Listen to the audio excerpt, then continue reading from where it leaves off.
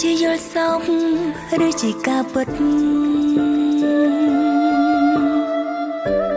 យើងសម្រេចចិត្តដើរចូលរងការមកឲ្យអូនស្គាល់អូនវិញជាស្នេហាទាំងនៅធ្លាប់គិតថាខ្លួនគ្មានថ្ងៃរៀបការឡើ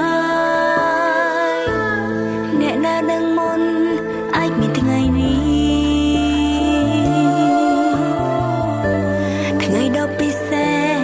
ពួកយើងទាំងពីរស្នេហាអូនមកដូចអគ្គិសនី